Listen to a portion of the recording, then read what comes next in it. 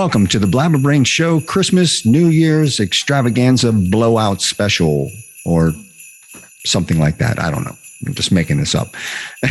This is the Blabber Brain Show Holiday Special, and we have with us a very special guest, Chip Dominick, talking about music and other things, and the Big M and I, obviously, with our blabbering about who knows what, probably about Christmas and New Year's and everything else holiday this time of year.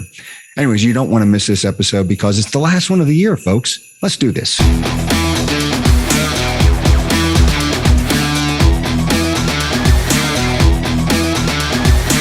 Blabber Brains. And yes, we are back. We didn't go away.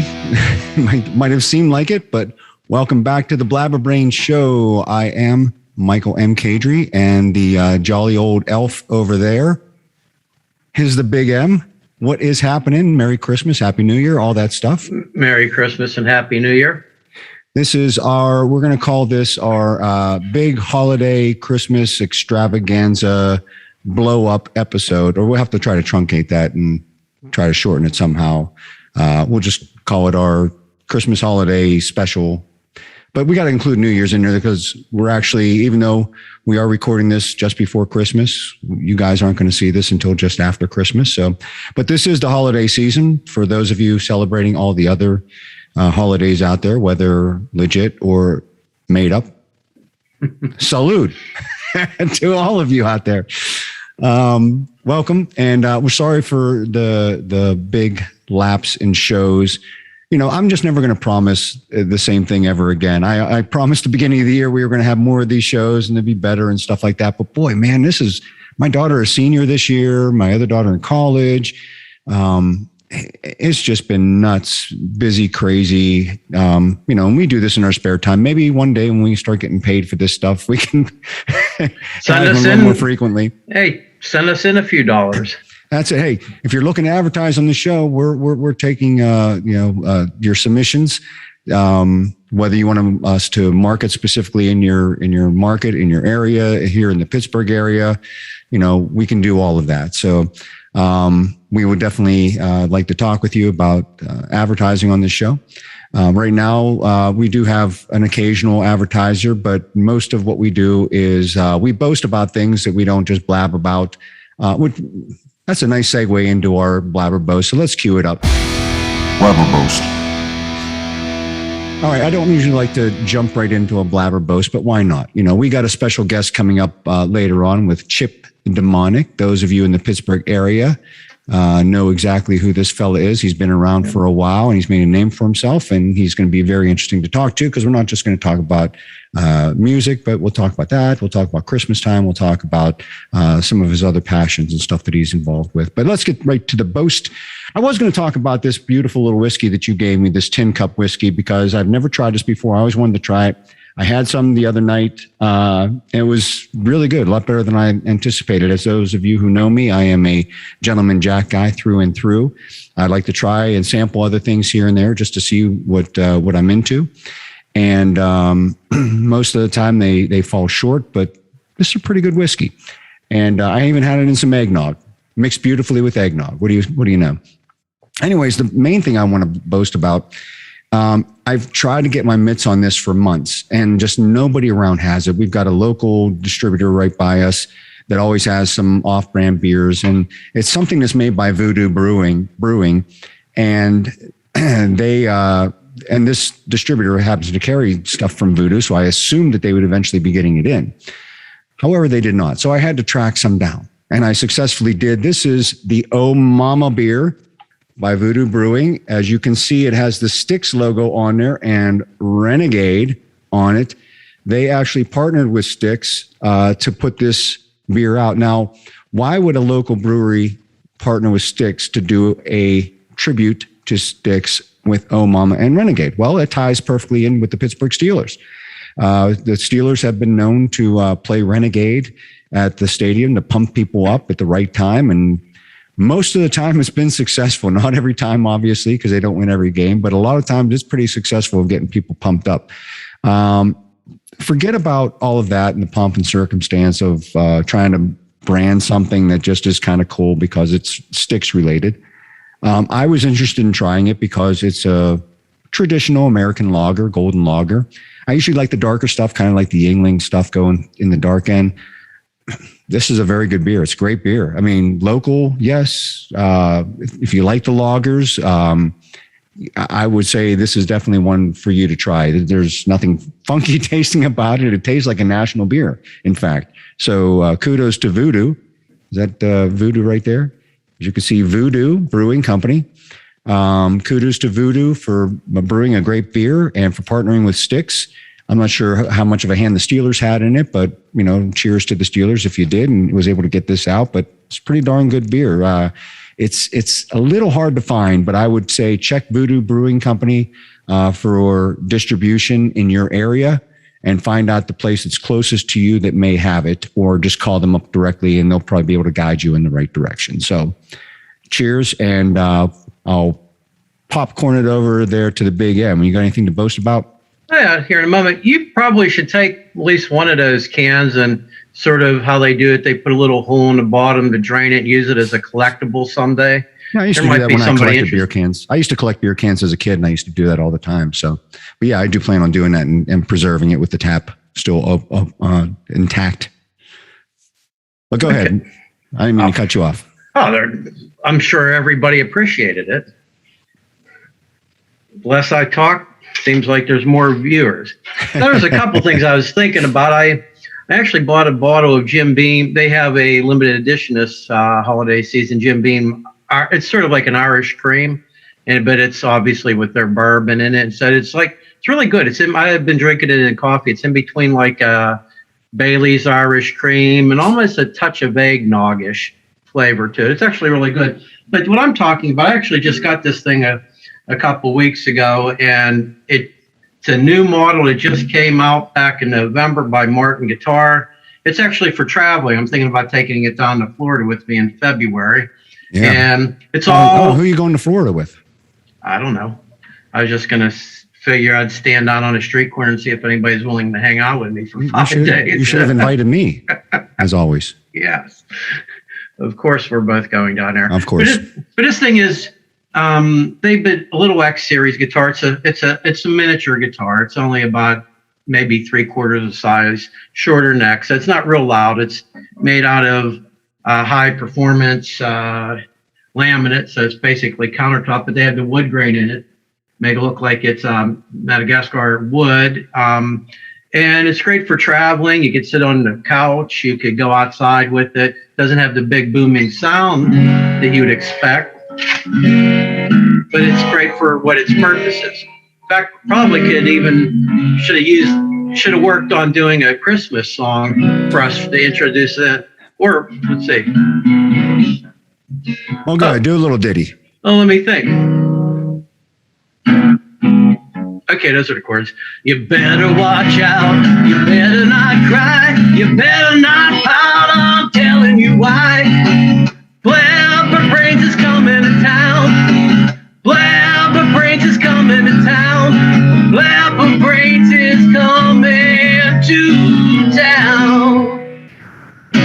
Yeah, baby. Or I even have a good idea that you could start using for an intro for every show. And once I say the word Blabber Brains, then I'll keep playing, and you could start saying who the guests are. Like, let me think. Yes, she likes. Yes, she likes. I'm sure. Yes, she likes. Yes, she likes. Yes, she likes. Blabber. All right, well, you have to work on that a little bit more. All right, I'd be playing that, and you'd be talking over that. Oh God, that was awful. Maybe you better edit that thing out. Martin sales are going to go down in January.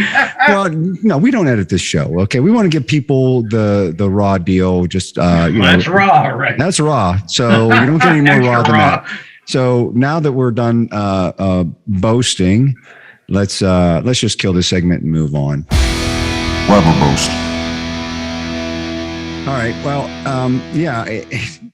And speaking of Christmas songs, we're not going to debut it here, but we won't announce it here because by the time this comes on, you will have already seen the brand new Big M Mark Anthony Christmas song.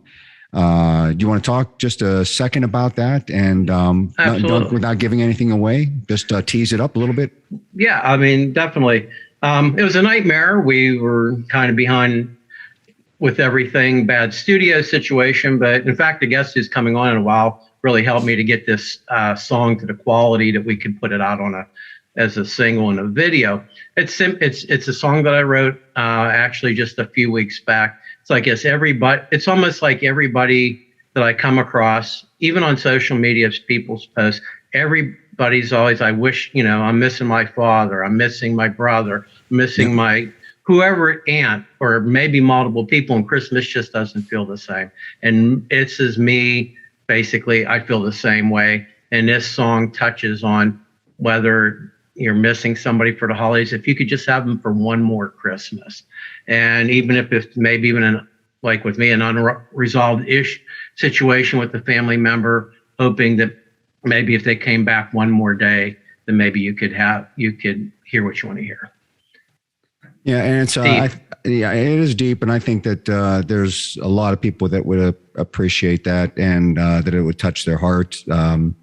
Might make them cry, but that's good because that's drawing up memories. We hope that in amongst nobody has purely nothing but great memories, right, of anything. Other than if you're just thinking about, I don't know, the Brady Bunch or something like that, maybe. But you're going to have your mixed emotions. But the fact that if you have emotions at all, it means that you were deeply connected with the person that passed in your life. So I think it's overall a positive thing, and we, I'm just hoping that it might have also been a little bit therapeutic for you to write and play in some ways. Yeah, I had to definitely think about things differently. I mean, it is a song, so I have to write it as a song, and it probably, a lot of it's true. There's a few things maybe I've changed a little bit, but yeah, I did. I ended up going to my father's grave, and I haven't been there in a couple decades. And he passed away when you were like 7, right? When you were young, when I was 7 years old. And yeah, there's you touch base on something interesting in the song, and like I said, I'm not going to give anything away, but as a 7-year-old, your experience with a parent is totally different than it is as you're an adult, right? Like mine was definitely a completely different situation. I almost had no relationship with my father when we were kids, right? It wasn't until I became an adult that we had a better relationship and stuff. And so I think that when you come at things from a perspective of what would it be like if you were to see and talk to him now, if he were to come home for Christmas,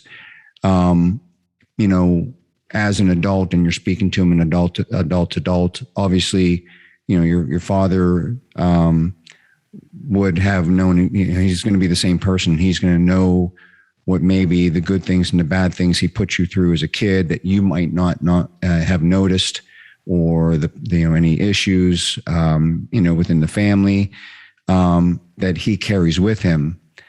Obviously, in my beliefs, he's not holding on to those, right? That's not even a daily thought for him right now. Right. But to come home, let's say that you get your wish and you're able to see your grandparents or your father, it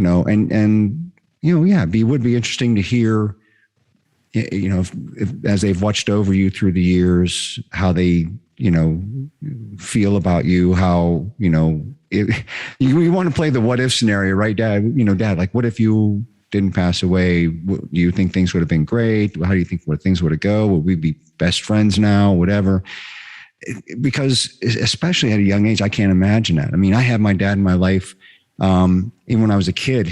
Even if he wasn't there all the time, I have him now, and we have a very good relationship now. But if I would have lost that, you know what I mean? I don't know. I would have been playing the what if scenario the rest of my life. Like, what if it didn't stay like this? What if we were friends later in life and stuff? It's got to be hard. Well, I think it's actually harder as you get older. Right. My grandfather was like my dad, treated me better than a lot of dads treat their own dads, and had that special relationship with him and my grandmother. And I think it's worse as you get older, because that relationship is going on longer. You go through everything from whether, you can't stand your parents as teenagers when you're trying to have your own freedoms and stuff like that, and getting to a point now where the two of you are actually really close.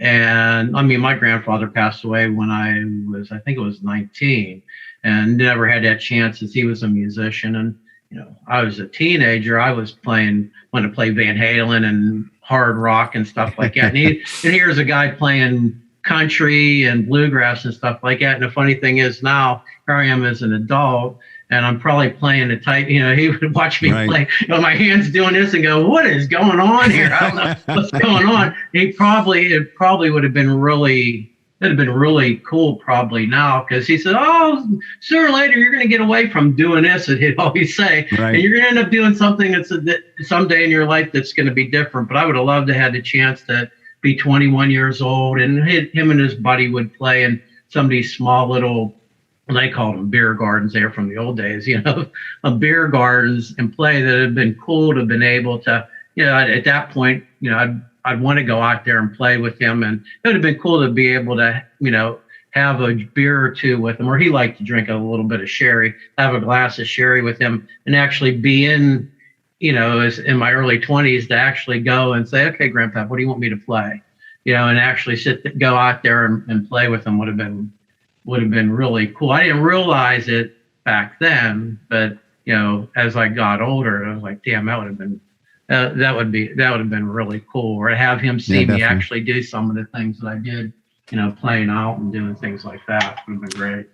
Yeah, I guess that's one saving grace, is that, and it's a bummer, and it's also a blessing at the same time, that I didn't have those type of personal connections with either. My grandparents died when I was very young, and they were young. They were I never knew my father's parents. My real grandfather passed away when my dad was 3. And I didn't really know my step grandfather or even my grandmother that much. I only met him a couple of times when I was wee little, because they lived in Minnesota, and we just never visited them. My mother's parents died when they were in their late 50s, and I was only 10, 12 years old. So I never really got to have that personal connection for something that music, like you're saying, you had that connection with your grandfather with music and stuff. Even with that, but, so, my mother loved to play piano in the house growing up, and she was very musically inclined. My father, not so much. But he does love his Okie from Muskogee. And haven't heard that one for a while. But anyway, so yeah, you grow up, and as an adult, you find different things to become, associated with your parents, and to have that bond or whatever. So, but anyways, that brings it around back to Christmas time. As you get older, and especially with me, I don't have a very big family, but I buy 6, 7 people. And that's exactly, pretty much it. So, and half of them are here local, and the others are in Georgia and Florida. So we don't always get together for the holidays. We were, time flies so fast. Was that last year or the year before? that we were all together for the holidays. Anyways, we were just together for my nephew's wedding, which made it nice. But the holidays are just odd, especially these last few years with COVID and stuff like that. And my mother-in-law is not doing really good health-wise. It is her 80th birthday today. So cheers to you, Audrey. Happy birthday. And so, you just miss those times that we used to gather as family. And because you don't know, how many more years you have left with certain people, and, and so you want to make the most of the, I don't know why holidays has to be an emphasis on things, right? It's just, the Christmas time has a certain feeling about it that you just want to be with family. Right. And, I don't know what it is, but, so when we were all together, on Christmas, it felt great, so this year I'm obviously not going to be with the whole entire family. We'll have, be around some of my family, and, we'll make the most of that. But, I just think that when you're missing those people at Christmas, and I think some people, because of COVID, unfortunately, are probably missing some of their family members this Christmas, and this will be their first Christmas without those certain people. You're going to touch a lot of heartstrings with this song, I think, with some people. So, there's no doubt. I've only let a few people listen to it so far, and they ended up crying. In fact, our guest told me the same thing when he heard it. And I can't wait to put out the video later on today. Well, this will already be out, but day before Christmas Eve, and really get it out there for everybody. Listen to Christmas Eve, Christmas Day, the day after Christmas. And you just see, if you're on social media and you're not 15 years old, you just see so many posts from people that you're connected with or in groups that you belong to that are just saying, like I'm in some large group that I think has 100,000 people. Somebody connected me into 8:00 shot, and it's all about people. It's mostly funny, but some people get serious on there about have a shot for this. There are just so many people. It's have a shot for my, dad. He passed away 5 years today, and I'm really missing him at Christmas. Or unfortunately, there's some people just like my mom's boyfriend. It sounds funny, boyfriend. They've been together for 25 years. Who's right. His sister, who's 60 years old. In fact, right now they're at the the funeral service was last night, and today this is they're probably right now at I guess it would be the wake, and so there's just a lot of people who, when you get to be an adult, that somebody's not around anymore. Right. Yeah. I was fortunate in my case, like my dad's family. I have a cousin and an uncle still, and I'm not super close to them, but my grandparents were my mom's grandparent. Her parents, actually my grandfather was her stepfather. That was years before I was born, but I had the opportunity because my grandmother, she got married and started having kids, years ago. She was like 16, 17 years old. So my grandparents, when I was a baby, they're in their 40s. So when I was a teenager, my grandfather was still as a grandfather.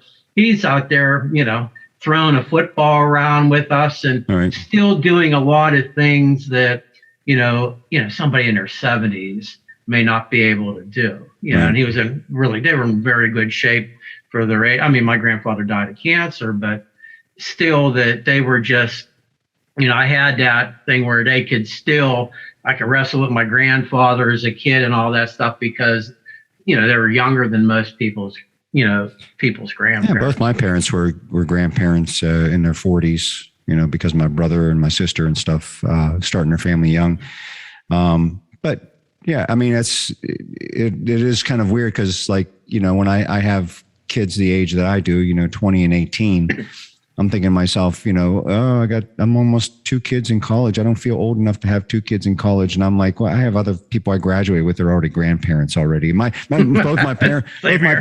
my parents were grandparents years before now. And I'm just thinking, I guess it's a weird feeling. Like when you have kids later in life instead of younger in life, we talked about this before. I still mentally I'm 35 or whatever, or, I feel like I'm still 30 as long as I don't stand up. I feel I still feel the same age. So it's just a weird thing. And because that time just goes so fast. So it doesn't matter when you start, you know what I mean? When to go from 0 to 20, it just happens in the blink of an eye. It just goes way too fast.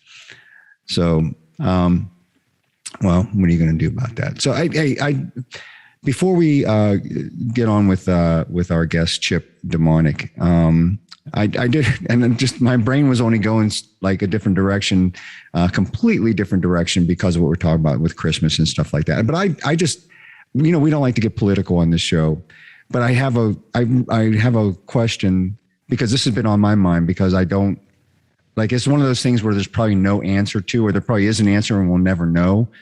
But I hear that Biden just made a speech the other day and said that you're better off now than you were when he took office. And I'm thinking there's not a person on this earth that thinks that, especially when you look at the gas prices and the rising. Actually, I'm one of those people that are better off, but I don't think it's not so much because of him. I mean, yeah, things are up, but my 401k is way up above what I've invested in. But I don't have kids. I'm a one person thing. So that stuff doesn't, and I work from home. So those things don't affect me like they do the average. No, but still, when you're going to the grocery store and prices are up there, you're going and filling your car up with gas. Well, you don't drive as much as I do. So I'm making more money at work now. Oil and gas, which is a chunk of what our business with SAP and stuff is. And it's work. What works for you, for a married person with a family, generally does not benefit me much. So it's probably going to be the other way around. Am I out there celebrating and jumping around and things? No, it's not that. Okay, well, that's I guess my question is not based on a personal connection. I'm going based off of the bulk of the United States, right? There's a lot of families. There's a lot of people out of work. There's a lot of people making less money this year. It's because it's weird. Because like I got a small raise, and the raise didn't even compensate for the inflation that's going up. So I'm actually making less money this year than I was last year when you take into account inflation. So, and another dollar going in college. Gas, like I said, I do a lot of driving, especially back and forth to Penn State now because my daughter. I'm feeling it. I'm feeling the pain all around me with stuff like this. But my question is, when the president, I don't care who he is, right or left, makes a statement like that is devoid from reality. It's just removed from reality. The bulk of people in this country are not doing better now than they were at the beginning of the year. In your opinion, because like I said, we don't have the answers to this, do you think that's just that he's trying to lie to the people to try to boost spirits? Do you think that he's misinformed? Maybe because he's only as informed as the people that tell him what's going on, and as the people around him not giving him the real information so that he doesn't know what's going on. I mean, I think it's a combination of both. I mean, look, he's a politician, so there's going to be some bullshit there, and the same thing. Just what happened with the last administration and some things. I think no matter what you do in today's world, there's going to be 40% of at least 40% of the country that's going to buy into it, even if it's complete BS. And even if they think at first it's BS, they'll find a way and an angle to buy into it. I think it's a little bit of each, and it's kind of hard it's just like, when a lot of families and businesses did great from the tax cuts that started up a few years ago. It hurt me, so I think, but if you're a single it's like with most things that go on in government and taxes and things like that. If you're a single person with no dependents and you make I'm not wealthy by any means, but for a single person, I definitely am. My income is a little above average, is, probably, I wouldn't say upper middle class because that would be BS, even though I have a wall of guitars and amplifiers. But I think that things with people who are single that don't have dependents that make a decent income, better than average income, they get screwed no matter what by either one party will hurt you, and then the other party just doesn't ever benefit you. And it seems to take turns back and forth. We'll talk a little bit more with Chip about this too, because I think the other side of this is COVID. We had a guy coming into office saying he was going to, he's not going to shut the economy down. He's going to shut down COVID, and he did just the opposite. But I think there's a lot of stuff that's got. A lot, not everything, but I think there's a lot of stuff that would be bad right now, regardless of who's going to be there. But that's my point. That's what I said before. I don't care if this is a Republican or Democrat president in office. If you're making a statement like that when COVID has not gotten, it's not gotten better to the point where there keeps being these variants, and the scientists knew there was a variance, but then you have, I'm not going to go off on this skew, but you got like people like Kamala Harris saying that we didn't know this was coming. And then Fauci says, of course we knew it was coming. We talked about it, whatever. But we got a couple years of torture left. But the problem is it's still a problem out there. And it's something we'll probably have to deal with for the rest of our life. But it didn't get eradicated. So the people are not doing better with COVID. They're not, other than the therapeutics that are out there have been advanced, which is a good thing. We got home test kits now, which, wait until a year from now with tech, when there's an opportunity to earn an awful lot of money, which there is right now, if you could come up with something. I think that you're going to see all kind of breakthroughs in the later part of this upcoming year. Here's my prediction. And if I'm correct about it, all of you out there, vote for me for president the next time around. Only lost by 75 million votes or something like that. It was this much, just this. I'm going to say probably late 2024 is where things are going to be. But that's my thing. I think we got another 2.5 years. And I think that at that point, there's going to be something out there that the biggest problem is there are the poor nations out there where they can't control anything. When you can't even get a glass of water that doesn't have a bunch of parasites in it. True. Well, maybe we'll get into a little bit of that with Chip and see how much he wants to talk about. So let's take a break right now. And when we come back, we will be back with our very special guest, the very local and the very unique. We'll call him unique. He's a very unique individual in a great way. The Chip Dominick. We'll be back in a second. Blabber Brains. Welcome back to Blabber Brains Show. We have our Christmas, holiday, New Year's extravaganza blowout special. I don't know. Can we either put more words into there or take less out? Whatever. Holiday show. Holiday show. Okay. I guess that covers it all, right? Anyways, we have our very special guest with us, Chip Dominick from the Pittsburgh area. Welcome, Chip. Let's give him a round of applause. Thank you. Thank you very much for the invitation. All right. Well, so, obviously, Chip, you've been around and in the Pittsburgh area playing in the music industry. And so a lot of people know your name, even if they don't know you by your music. I'm sure they've heard your name somewhere along the way because you've been out in public. I don't know. How many years have you been playing in the Pittsburgh circuit area? Well, pretty much the time frame that I consider like the start of this continuous run that I've been on is 2005. Okay. The first Chip Dominick album came out that year. And, with a small exception, when my parents were ill, I've been going pretty much constantly ever since. That's what I consider the run to be that we're on now, 2005 to present. All right, well, that's better than 15 years. That's a pretty good run so far. You got to keep that going. So let's talk about you getting into that position there. Like you, like most of us who are just growing up, you loved music, you played music, you aspired to be in a band or a musician. Maybe some teenage bands that you had together, garage bands, as we all had to get together. Can you run us through the progression to get us to 2005?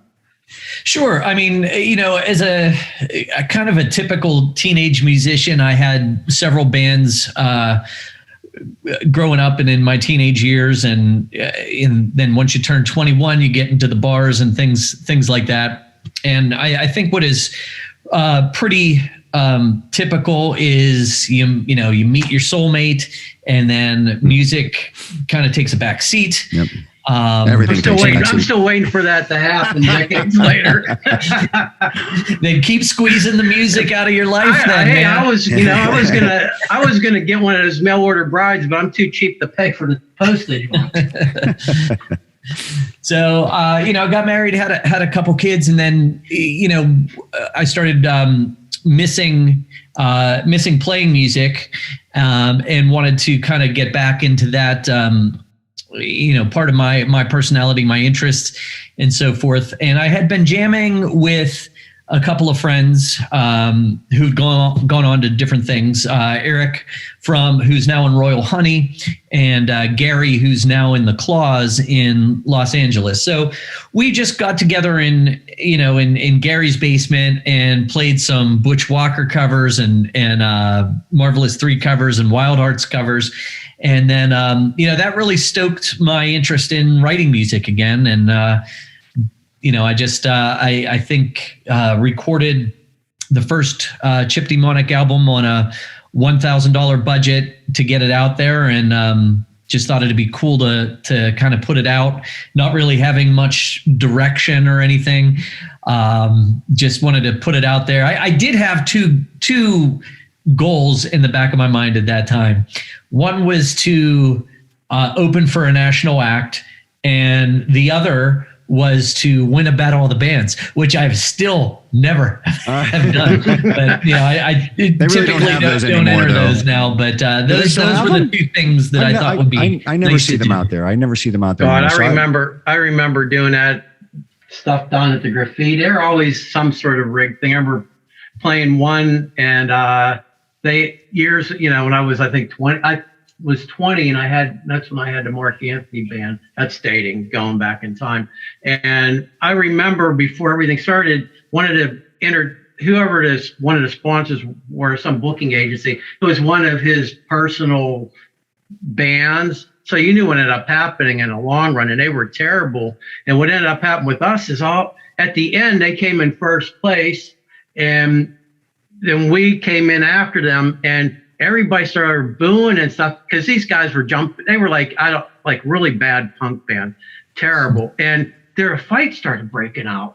And that's why after that time, that's why they never announced the winners until the next day on the radio, because they used to announce them that they used to do them at least at the graffiti. It was always at the, when you'd go from round 1, round 2, whatever, and they would always announce whoever it was, the winner was that night. And a fight broke out, and because people were pissed, and we had a couple guys that were kind of tanked, and that was it. They ended, and then it started being there announcing it on the like I think it was on DV the next, it would be the next morning or something like that. Now, I know you said that you got to open up for a national act, and I'm trying to, my memory is usually pretty decent, but this was a while ago. I want to think 2012, about 10 years ago. Maybe around 2012, 2013 or so. I saw Fuel at down at the Altar Bar. Did you guys open up for them? I can't remember if back then or not. I know I saw you open up for an act around that era, but I cannot remember which band I saw. So it wasn't Fuel, but we did open many national shows at Altar Bar. Okay, that's probably one of those shows that I saw you at. So what was your most memorable one that you had, as far as getting to meet somebody or getting to open for them? Because I know a lot of bands are like that. Like if they play up at Jurgles in front of a national act that comes in there, they're like, oh, this is my favorite band of all time, and we get to open up for them and stuff like that. What's one of your best memories? Oh man, there's so many. Most of them good, some of them bad. One of the coolest things though was opening for Nita Strauss, which we did both in 2019 and 2021. And especially the first time, because she got up on stage and said, "Oh, did you guys see Chip and the Charge Up starting the show? They played that Green Day Poison mashup. That was the most creative thing I've ever heard in my life." And we were just blown away. We didn't expect that to happen. And to have a sold out show, the headliner come out and give you that kind of praise, especially since she's such an amazing musician. Right. That has to stand out as definitely one of the highlights of opening a national show, because so many times, the nationals, they're not even in the venue when you play, let alone willing to acknowledge you. So that was really, really cool of her, and really made our night. Well, there's kind of a tie in a little bit there, because she plays with Alice Cooper, and Alice is very obviously theatrical and flamboyant, and I think that's one of the things that people kind of the impression they get when they see, you play is there's theatrics involved, and it's very, maybe flamboyant's not the right word to think, but it's very theatrical, and it's fun. You know what I mean? And so I think that there's a little tie in there between, what Alice tries to do from a show perspective, to not just get out there and just jam your 4 chords and get off the stage and you're done, like so many other bands do, right? How many bands, especially local bands, just do not want to put their own signature on something to say, you know what? Yeah. We're not doing this just to make money. We're not doing this just because I know how to play guitar or play the drums. We're doing this because it's fun. Mm-hmm. Because this is what we want to do to have fun. And, is that even on your mindset, or you're just like, well, this is just who I am? Or no, like, I mean, well, it's kind of both, really. I mean, it's who I am. Just, I just, when I play, I have fun, and I want everyone to have fun with me. But, the fun is the word. A show to us is successful when people come up to us and say that was fun. That's the most important thing. I mean, it's nice, certainly, if people say, oh, you guys sounded good, or it's nice to say you played really well, right, or you're talented. That's all about us. And we want our shows to be about the audience. And when someone says I had fun, that's like mission accomplished for us. People have so many different options of what to do, whether it's going places or, staying home and looking at their phones or watching TV or whatever. So many options. And if they choose to come to a Chip and the Charge Up show, we want that to be fun, because if they have fun, then it was worth coming to our show rather than doing any of those other things. So that's so rewarding if someone could say that was fun. And as far as what we put into the show beyond playing, from the outfits to the branding to the choreography to whatever, that's all part of it, because it's music itself is fun, but if you can embellish that with some visuals or crowd participation or other things, that just amps up the fun factor, which is what we aim for. Yeah, I think you're touching base on a few things there that are important, because there's a big difference between the band or the front man having fun and the band and the audience both having fun.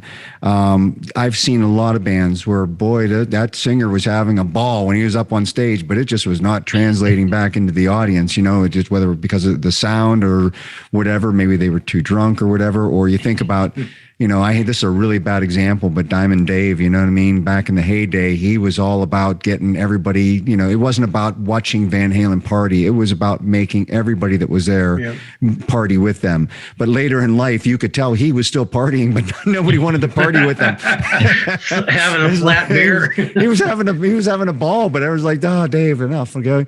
But so that's I think some of the things you touched about on like audience participation, it's about the whole package that gets the audience to say, not only were we having fun, but we can tell you were having fun too. So that makes it seem like it was just a big group effort, right? Mm-hmm. It's a lot of fun. So let's talk about your daughter for a little bit. Now, well, first of all, you said you have 2 kids. Correct. Yep. You have, and what are their ages? You have 2 girls, a boy and a girl? I have a girl and a boy. Melina is 19 and my son is 18. Okay. I don't know much about your son, but I know that your daughter has been trying to make a name for herself locally too in music. And so I want to talk about that. But I also want to tie that into something I recall from Christmas from a few years ago, you guys doing the Christmas parade together for Pittsburgh, and you ended up on, I think it was WPXI is the one that broadcast that. So I'm guessing that might not be the first time that you performed with your daughter, but let's talk about how much of an influence you were on her, how proud you are of her, what she's doing, and where she's taking her career, and the times you guys get to collaborate. So when did she start getting involved in music? Oh man, in terms of music in general, her talent started becoming apparent, I think, as early as, I think it was fourth grade.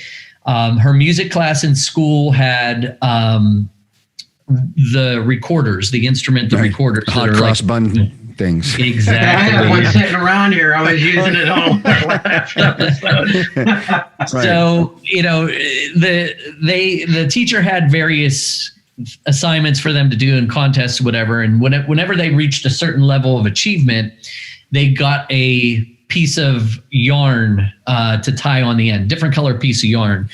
And I forget what they had, 8 levels, 10 levels or whatever. And they called them belts, kind of like, green belt, black belt in karate and so forth. And she was so advanced at that, the teacher had to get new color yarn because she was just blowing through all these assignments and just blew by the rest of her class and showed so much musical talent so very early on. And that same teacher then recommended that she audition for what was then known as the Children's Festival Chorus, which is kind of like a prestigious choral organization in Pittsburgh for youth. And she made it into that. And, ever since then, she did a lot with singing. We got her first bass. I think she was maybe around 11. She played viola in school, and, she just picks up instruments and is able to do incredibly well at them. So, her development has been great. And then in terms of her joining the band, it was actually not something that we even intended. When I was forming Chip and the Charge Ups back in 2018, I found a drummer, I found a guitar player, and we were looking for that last piece, a bass player. And we'd have bass players set up to audition. And what usually happened was the bass player came and was unprepared and kind of bombed the audition, making it very, very short, or they just didn't show up at all. And I remember texting one of them and saying, hey, we're waiting for you. Are you coming? And he's like, oh, I didn't realize it was Tuesday. And it was like, okay, we don't have to worry about rescheduling this. It's okay, really. After every time, Wait, was that he didn't realize the audition was Tuesday, or he didn't realize it was actually Tuesday? The day was Tuesday. he knew the audition was Tuesday, but didn't realize the day was Tuesday. Okay, sorry, go ahead. Okay. So anyway, after every time we had a failed audition, we'd say to Melina, hey, bass player's gone, or a bass player didn't show up. You want to sit in with us? So she would learn a song at a time and sit in with us, and did pretty well. And then we thought we would find a bass player in time for the first gig that we had scheduled. But we didn't. We kept auditioning, or I should say scheduling audition after audition. None of them would work out. Melina would sit in with us, and by the time we got close to the gig, she knew our entire set. So we're like, Melina, you want to play this our first gig with us? And she did, and she nailed it. Wow. So after that, it was like, you know what, you want to be a part of the band because you are, you did amazing. And so she joined the band and has been shoulder to shoulder with me ever since. Had to be a real proud father moment, whenever those two worlds collide. Of seeing, just seeing that your daughter has that talent in her. And maybe at the time you're like, okay, wait, maybe she'll follow in my footsteps. To next thing you know, you guys are playing together, and you're probably like, whoa, this is, sometimes it's a little bit more impressionable on the parent than on the child, but hopefully she feels it's just as cool as you. Yeah, hope so. And, even if she doesn't, we're definitely making a lot of memories together to look back on at a later time. So I have a question for you, Chip. I've always thought about now, like Mike and I have known each other since we were, I think, 20 or 21. We played in a couple of bands together, and there's times where we've never gotten any real fights about things, but sometimes you get into an argument about a song or a change or an idea. How does that work? If it's your daughter coming to you and that sucks, or we need to change that, and you feel differently. How does that dynamic work? Does it change when it's a band setting versus being at home, because you can't sit and say, say 2 years ago when you guys started playing together, and she's like, I don't like that change at all. You can't say, well, when we're done practicing, you're going to your room for the rest of the night. I mean, it just makes me wonder how that dynamic changes from being at home to actually, being on stage. Well, fortunately, knock on wood, we really have an excellent, just general relationship outside of the band. We get along very well. And she's growing up and everything, she's always been a super good kid. So that was kind of like the one thing I worried about when I was looking for bass players. And then the thought of her joining the band, like, I got to be a dad, and how am I going to be a dad if I'm a dad to a bandmate? But we fortunately, it's been very smooth. And in terms of her feedback, I value it tremendously, because I feel like the younger you are, the more in tune with music and current music you are. So if she says something doesn't sound good or could be done better, I'm very inclined to listen to her, because she has the ears of the youth. Right. And, in terms of that, I would almost always defer to the ears of the youth, because, they know what's going on today in music, what's cutting edge bands and songs and artists that, maybe some of us who are a few years older haven't even heard of yet. But are breaking new ground. So a lot of times I just respect her opinion even more than my own when it comes to musical things. Wow, that's great. So how did you guys get approached to do the Christmas parade a few years ago? Because like I said, that was a different dynamic also, because it's not like your normal setting for your band, and you're playing with your daughter, and it's being televised. So that at least the general area is tuned in. So you got a pretty big viewing audience. How did that come about? Well, in early November 2019, we put out a song and video for our song Black and Gold Christmas, which is a tribute to holidays in Pittsburgh. So, I didn't really know what to expect, what type of reaction to expect from that. I mean, in terms of growing a fan base, in terms of getting media attention like that, it's always been a struggle. So maybe my expectations were low, but when that video came out, it went kind of regionally viral really quick. I remember releasing it, and then in the first hour, it had like 250 video views, and it was like 6 a.m. And I'm like, that seems a bit high for this time of the morning for as soon as something's released. And then there was 250 more views in the second hour, and then it snowballed. And before you know it, we had 100,000 views on the video. Wow. And, so many of the things that I have accomplished musically for myself, for my bands that we've accomplished together has been the result of knocking on doors.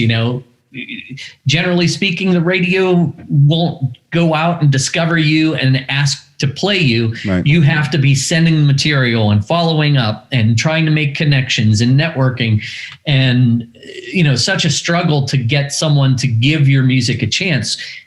The one of the few exceptions to that was the holiday parade, when out of the blue, a representative from WPXI saw the video among the 100,000 views that it got so quickly and said, "Hey, we saw this video. It's great. Would you like to be in the WPXI holiday parade?" And we're like, "Heck yeah!" So that was one of the rare instances where something good happened without trying to kick a door down. And I'm very, very thankful that happened, especially because last year the parade got canceled due to the pandemic, and this year I think due to business reasons or funding or whatever, they discontinued WPXI discontinued the parade completely. So that was actually the last Pittsburgh holiday parade. So it was such an honor to participate in it. And, that was another phenomenal memory and something that they'll always treasure. Yeah, you got it in under the wire, So, hey, I'm going to take a real major turn there down at, Baum Boulevard there. I'm going to, hang a right. And we talk about something else that's been kind of a passion of yours this past year or two. And that's you do, Mark kind of made this known to me, where you like to kind of dive into the data of COVID. And the reason that fascinates me, because I've been doing the same thing, right? And it's so hard to do that pragmatically, right? To kind of look at data that hasn't been skewed politically. And I'm just a numbers guy. And I, when they say, "Oh, well, follow the science," well, there's real science, and then there's the politicians that say what science is. Mm-hmm. You kind of got to ignore the news and the politicians, because they're saying things for their own purposes and their own reasons. But when you dig right down into it, there is numbers and data that mean something, and that's what I find interesting. So, what was it, because of the pandemic and the downtime, that you just wanted to start diving into that? Like, what was your first initial reason for wanting to dive into that? Well, I too am a numbers guy, and when the COVID stats first came out, and unfortunately, in a lot of ways, things haven't changed much since then. Going back to March 2020, it was just kind of daily numbers. Okay, there's 10,000 cases today, 20,000 cases today, 15,000 cases today. And it was always, this is how many cases there are today. And that doesn't tell you much of a story. Right. What's the pattern? Are things getting better? Are things getting worse? If they're getting better, how quickly are they getting better? If they're getting worse, how quickly are they getting worse? Is this the worst of all time? Is it just the worst of this year? How does this compare to 3 months ago, 6 months ago, things like that? And for the government, what the government releases and what the media picks up on, I just found the analysis to be very lacking. Like, here's today's numbers, and that's all we're going to give you. I like to dig into the numbers and try to find trends and try to find patterns and things like that. So that led me to, building what's become a massive 100 and some column spreadsheet of data that I gather daily from I think 10 to 12 different sources, to try to put together a picture of where we are, where we've been, where we're going, how things compare, and so forth. And, I found like-minded people like Mark who want just want the unbiased, non-politicized truth to be shared, right, so that you don't panic when you don't need to panic, and you are careful when you do need to be careful. So, I ended up, initially posting stuff like that on Facebook. It got too crazy. Yeah, you can't do that. So it was entertaining sometimes, though. I like when you'd say, "Oh, I'm so awesome, I have the right staff." So you'd actually call these people over there getting their incorrect numbers out, and people would just throw a fit. That I enjoyed. So I kind of reeled it back in and just did it old school via email, and it was nice because I got to connect with intelligent people who just wanted to exchange information, communicate in ways that were unbiased, and really get beyond what we were hearing in the media and from the government. Yeah, I'd like to get on that email list with you to talk about some stuff. Now, how do you when the CDC throws a wrinkle in things? Like, I remember at one point in time, it took them a long time to come out to say that they put a little footnote in their numbers that said, only 6% of the people dying from COVID are actually dying with only COVID. All the 94% of those are dying that we're saying are dying from COVID have other underlying health conditions. And I'm like, well, that's a very important thing to know who this is affecting, because if it's someone who has, let's say, like I'm a cancer survivor. So if this is affecting people who had cancer, like a certain type of cancer, you know what I mean? And it's really affecting those people. I want to know about that. I don't want to know that just somebody died with COVID. Dying with COVID and dying from COVID are two completely different things. So how do you separate that? Well, the thing is, that's where a lot of analysis and reading is required. And I know the exact study that you're referring to. And, you know, again, the reason I did what I did is because of how the government botched communication and continues to botch communication about COVID. In that particular instance, when that study came out, people saw, you know, kind of like the Newsmax take on it, like only 6% are dying strictly of COVID. Well, that's kind of misleading if you just look at that. Right. When you dig in and read through all the tables and all the text, which I guarantee you 99.9999% of people did not do before starting sharing that information on Facebook, you see a lot of information that makes sense. So when they say only 6% of people died strictly from COVID, what that meant was that there was, if you look at a death certificate, the only thing listed was COVID. Now, Right. if you look at a death certificate, it says cause of death, contributing factor number 1, contributing factor number 2, contributing factor number 3. When you actually look at the tables, the other things listed on the death certificate besides COVID were things like pneumonia, which COVID causes, things like acute respiratory distress syndrome, which COVID causes, things like lung failure, which COVID causes.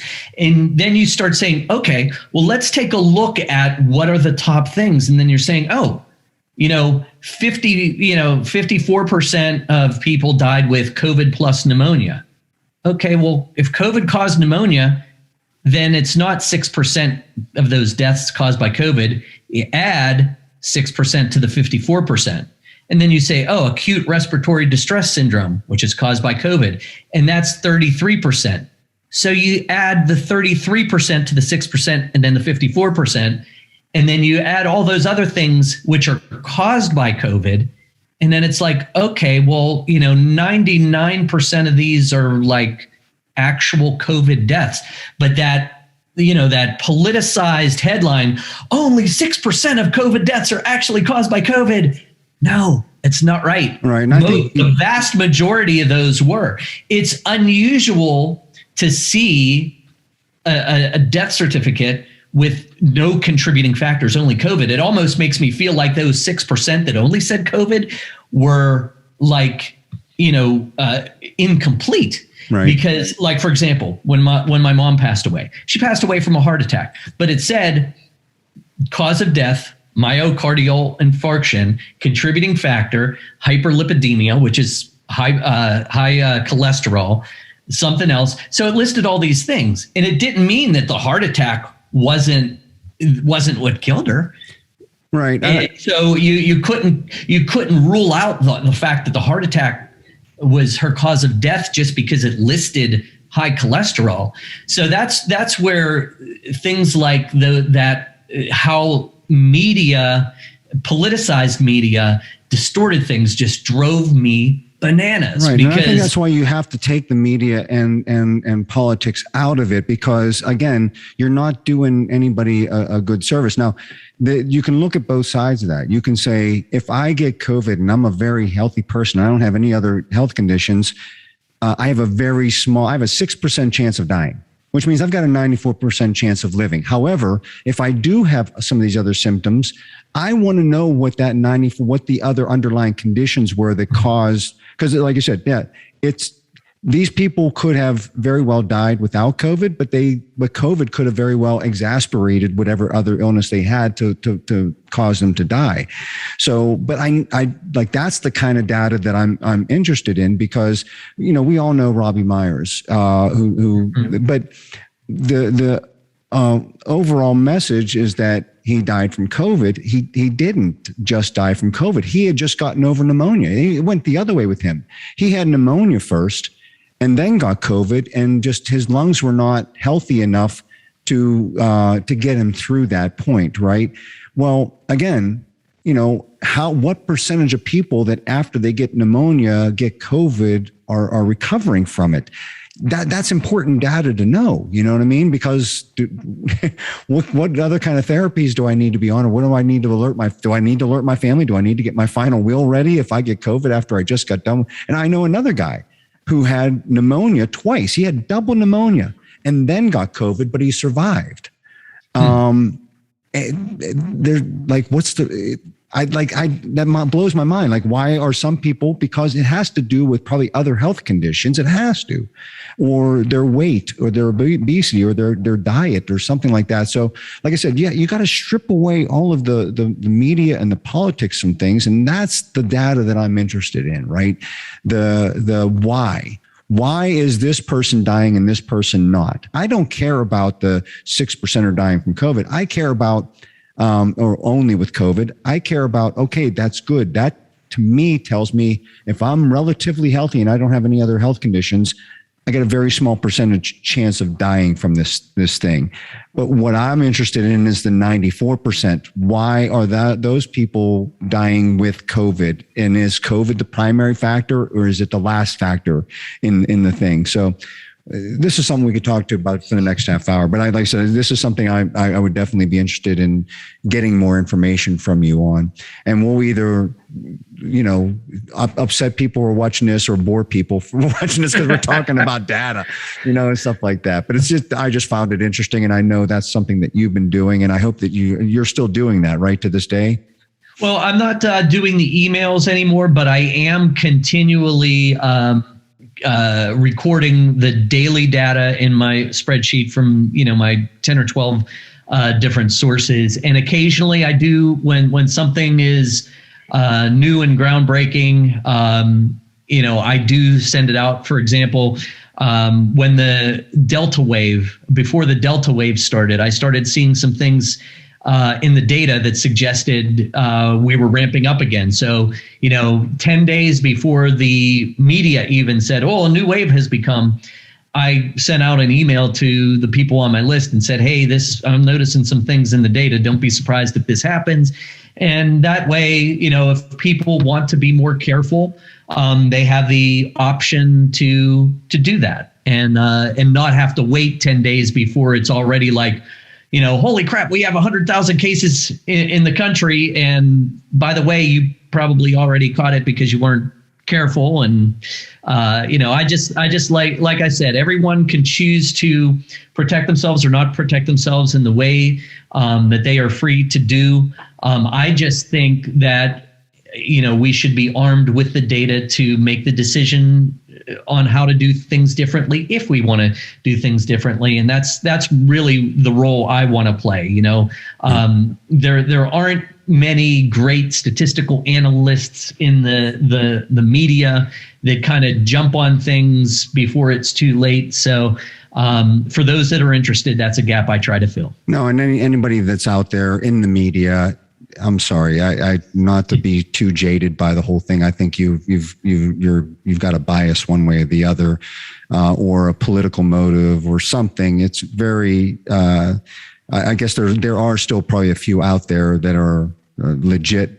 Just giving it to you like it is. Because there's just other things that irk me that I don't want to go on top about, like, whether like the vaccine and the testing, like, because they say, well, we're going to send out all these testing kits. Well, the testing kits don't do anything but other than tell you if you have COVID right now. When I take a COVID test and it says negative, and I go 5 seconds later and I'm encountering somebody that has COVID and they breathe on me or cough on me, now I could be infected. So what good did that test do? That test told me right then and there that I'm good, but it's not like taking a an STD test that tells me, okay, well, I don't have gonorrhea, so I'm good to go out and not have sex with anybody or whatever. I was just saying it's good for that moment and that moment only. So, I don't know. Well, I think if you're feeling sick, I guess you got a test there. I'm talking about like some airplanes, they want you to test 72 hours before you get on board. Well, what good is that doing? They're just trying to I would have just assumed that they're trying their best to reduce the risk, even though there's no way to completely. 72 hours doesn't tell you anything. Like I said, you could get COVID 5 seconds after you take the test. 72 hours means nothing. Well, they might eliminate 1 or 2 people from the flight. Hey, you know how this thing when charts out, this many people get it, that pass this many people. I mean, there's no 100% foolproof way. It's just a way of trying to do just a little bit to maybe change something. Maybe you're not, people who are just like I have my mom's boyfriend whose sister just passed away from COVID a couple of days ago. They think she got it from the hospital. So, but they don't know that for sure. But she was in a surgery earlier in a week before she ended up starting to feel sick and out. And I guess, look, you're just trying to me, people are trying to reduce their liability. Does it reduce it a lot? Probably. Who knows? But I guess if you could save 1 or 2 people here and there, it ends up being a lot, or you reduce your chances of a hospital now being sued because somebody there working gave it to somebody. And there's no way to eliminate, I would think, anything 100%. We don't talk enough about natural immunity in this country either, like they do in other countries. Like my daughter's doctor, my daughter flew out to Seattle to visit her boyfriend and got COVID while she was out there before she came home. So she got stuck out there. I'm sure that she was disappointed about that, spending more time with him. But but the problem is, or the thing is that her doctor said that because she's vaccinated and because she's had COVID, she's like doubly protected. You know what I mean? But we don't talk enough about stuff like that in this country because that becomes too political for whatever reason. Anyways, let's just end it there because this is I'm sure a lot of people have tuned out by now anyway. But anyways, Chip, hey, I really want to thank you for coming on. Is there anything you want to plug right now? Any upcoming projects or plug any social media that you want people to go to? We'll put your social media up there if you want. Sure. We have a lot of exciting new music planned for Chip and the Charge Ups for 2022. So anyone that wants to hear that first can check us out on social media. It's at the Charge Ups on Instagram, Twitter, Facebook, and you could search us up on YouTube. We have a separate handle for that. But we'd love to connect with people, have people hear our music before it comes out. We're really excited about what's coming up this year. Another good jumping off point is our website, thechargeups.com. There's links to all of our social media from there. So you can hit us everywhere from one point. We'll put all that up for people, and hope you and your family have a wonderful, safe, and happy holiday season. And hope you're looking forward to a great 2022 ahead. Hopefully some of this other crap starts going away so that people, especially in the music industry, can start, getting things back to building their base and doing things normally. 2021 has been a good building year from that, but hopefully 22 just kind of takes off for everybody. So anyways, thanks again for joining us. I am Michael Kadrie, and for the big M over there, we will see you in 2022. Brainiacs, have a healthy and happy new year. Later.